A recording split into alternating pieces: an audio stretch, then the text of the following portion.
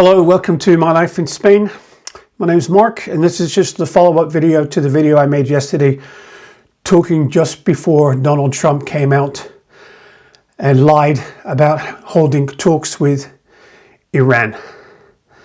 Now, as soon as he said one thing, I knew that he was lying. Liar, liar, pants on fire. When he said we've held direct talks with Iran and we're working on a deal, I knew it was a lie because the US has not had direct talks with Iran since 1979.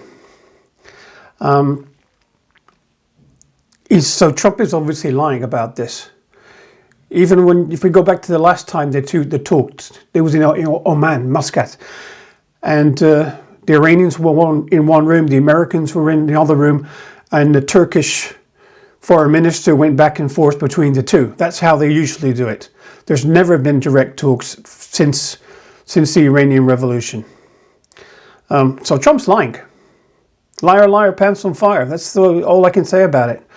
And also it's coming out in the news today that some people made an awful lot of money after Trump announced he was not going to bomb Iran. They're giving them 5 days.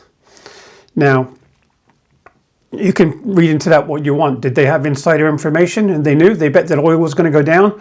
And as soon as Trump said we're not going to bomb the power stations, the oil market changed rapidly and the price of oil dropped. Now, it's coincidence, maybe, maybe not.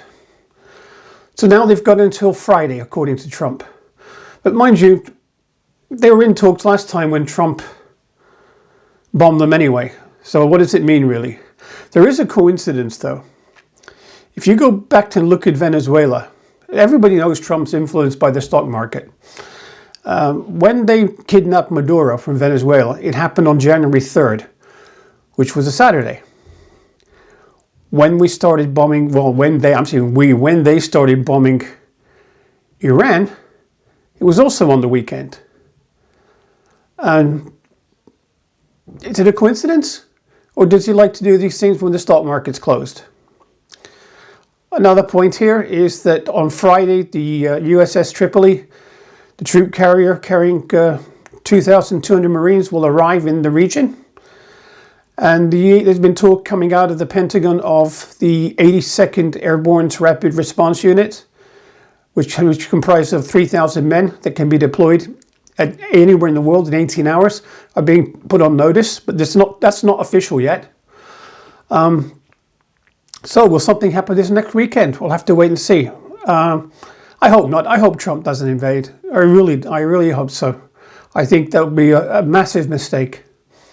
This is just me. What do I know? It's just, I think it's a bad idea, a really bad idea. Iran's now talking about, ships are having to pay Iran to pass through the Straits of Hormuz. And while it's kind of unprecedented, there's other places where they have to pay to transit as well. They have to pay in the Panama Canal, they have to pay in the Suez Canal, and they also have to pay in the St. Lawrence between America and Canada. So Iran might have a point.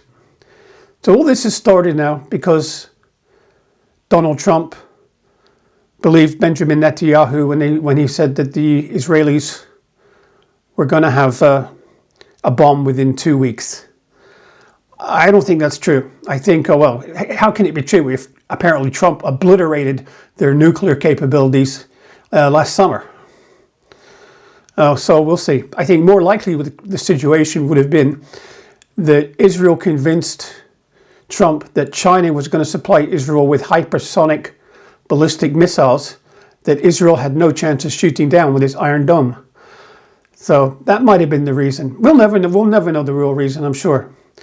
But this president is the worst president I can remember. You don't know what he's going to do for 1 minute to the next. I don't think he knows what he's going to do. He surrounded himself with idiots, and he doesn't listen to briefings. He doesn't pay attention. He just thinks he knows better than everybody else. Anyway, it's my opinion. Keep watching what's happening. Hopefully the prices aren't going to keep going up and up and up and up. We'll see. Anyway, thanks for watching. Catch you in my next video. Bye for now.